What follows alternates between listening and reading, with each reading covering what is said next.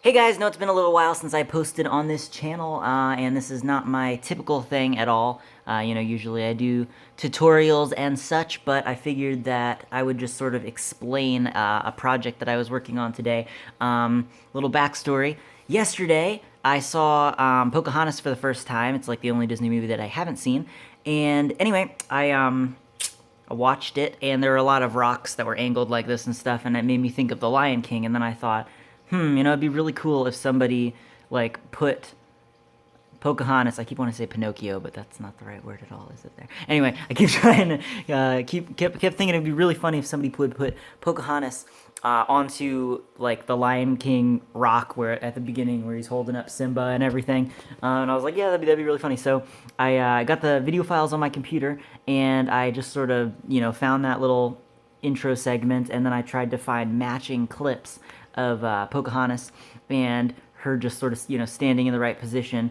So I got, found all those throughout the movie, and I sort of matched it all up in a timeline, and then all that was left to do was to cut out the backgrounds and, throw them up in the clip and, track everything in, cut out the lions and Rafiki and everything, and I thought it would be, not too hard, but I don't know, I just thought it'd be a fun thing to try.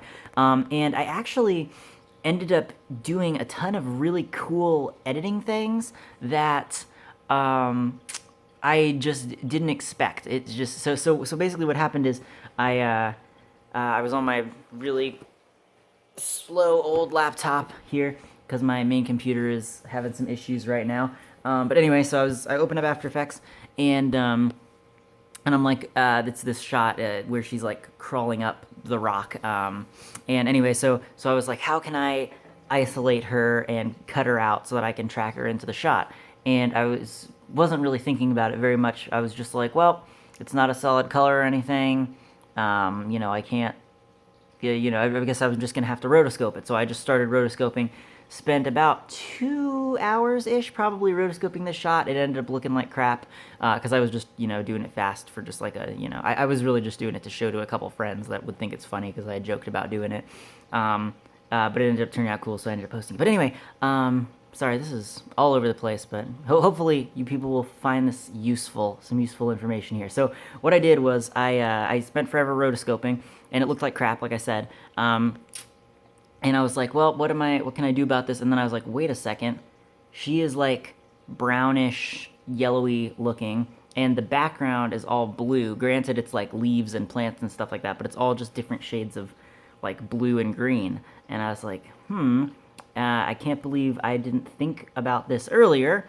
And so I pulled up Keylight, and I dropped that effect on there, and it didn't worked super well. It was okay, but it didn't do great. And then I grabbed Color Key, which I like never use because it's an old effect that's marked as obsolete and everything. And I dropped that on, and it actually worked pretty well. So I did that and was able to just drop it on and get a really it looked kind of crinkly around the edges, and it was pixely and stuff. But what I was able to do is drop that on, and it pretty much cut out her outline.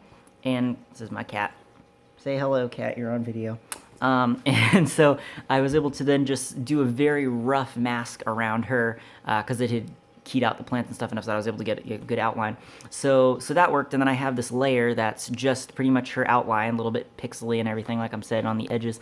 So what I did was I dropped on a fast blur, brought it up to, I think, somewhere 3 to 5 pixels-ish, and then I shut it off, duplicated it just like the original shot with no effects on it, and then I set it to be a alpha matte so that I wouldn't get those edges because the fast blur was blurring out the keyed version, and then the alpha matte was saying only keep the alpha channel.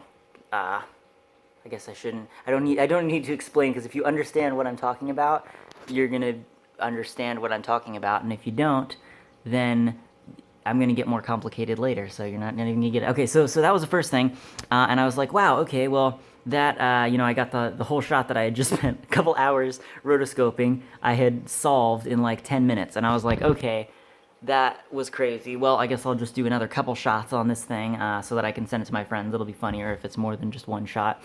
So I started working. It's this shot where,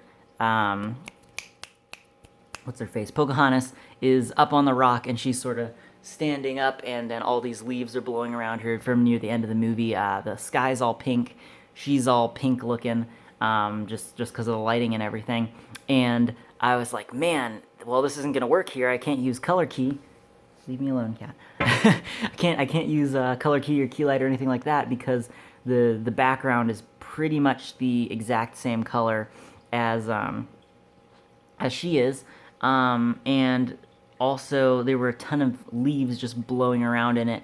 But what I was able to do, I just remembered difference matte, the effect, and I was like, what can I do with that? Can that be useful at all? Because usually for most video stuff, it doesn't really work because the grain in the background can screw it up. And I guess if you don't know what difference matte is, I probably shouldn't explain this because if you're watching this, you probably know what it is. But if you don't know what it is, the basic idea is that you would say take a picture of the background with nobody in it, and then act on it without moving the camera, and then you can say this is the background and just remove the background from your footage. But it doesn't work for video usually because of the grain, which you can see a little bit of right there. The grain screws it all up because it's not identical. So I was like, well, man, this probably won't work, but I'm gonna try it. So what I did is I took this one still shot of her, but the camera kind of moves a little bit. No, sorry, I'm wrong. The camera didn't move at all. The leaves were blowing by, and so she's just pretty much standing still, but leaves go whoosh. So I was able to take a bunch of freeze frames of the leaves in different positions, and then just save the portions of the image that did not have leaves in them. And then I was able to combine those all into one picture, so I basically just had this background image, and then use that with difference matte to get me a pretty dang good key. And I did the exact same thing where I did a fast blur on it, shut the eye off, and then duplicated the footage, put it on top or below. I can't even remember now. I think I put it on. Yeah, I put it on top, right? Yeah. And then the actual footage below, and then set that to alpha matte again. And so then I've got like the edges softened and a really good key. And like I said, that took me maybe 20 minutes to combine all of the pieces, but it worked freaking well. Like, I would have just, thought that I have to mask it, and so then anyway, it worked great. And so then for this next shot I come on to, it was a close-up of the same kind of thing, but wouldn't have worked super well for difference matte because it's just she's standing there and her hair's blowing around. And really the only problem, I didn't even have to edit this, it was just a clip from the movie. The only thing that I didn't like about it was that the sky in The Lion King is like blue, and in the shot it was pink, and so I wanted to change it, but everything was like the same color. Like, her skin was the most different thing, but like she's wearing like a yellowy thing, but it was heavily tinted pink, and the background was pink and everything, and I couldn't figure out how could I separate it. So what I did was I took Colorama, dropped it on, popped on ramp gray, and then I was able to just bring it up so that the sky would blow out. And then I shut that off, and I duplicated footage, and I set it to Luma Matte, and then I did another copy and I set it to Luma Matte inverted, so that I had like basically the everything that was bright was looking regular, but only the bright part was kept, on one layer, and then only the dark part was kept on the other layer. And then I duplicated another copy of the footage, just put it at the bottom to fill in any weird gray parts that didn't work super well.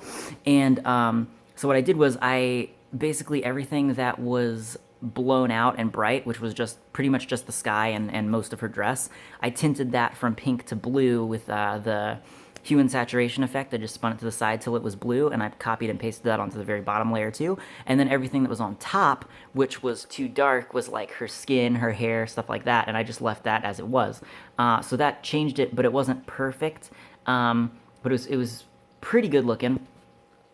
Oh, I'm gonna cut out here. Didn't know I had a maximum recording time of 10 minutes. Anyway, hopefully I was able to join these up and it was all good because I'm doing this from my phone. Anyway, so what happened was, so I had the bright areas, which were the sky tinted blue, the background layer on the very bottom, which was just everything tinted blue, and then I had the top layer, which was everything dark, which was her skin, her hair, and stuff, and I just left those normal color.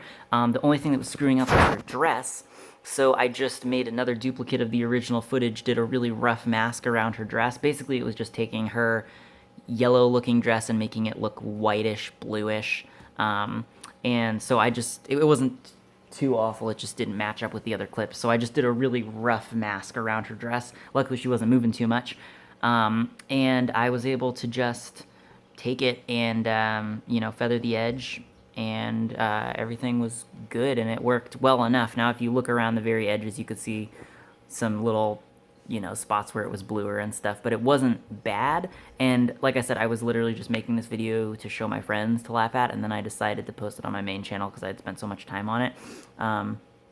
But yeah, that was pretty much it. It was really fun though, because I started out with rotoscoping, and then I said, I'm not going to do this. I switched over, tried Keylight, didn't work, found out the color key was actually working better for this type of thing.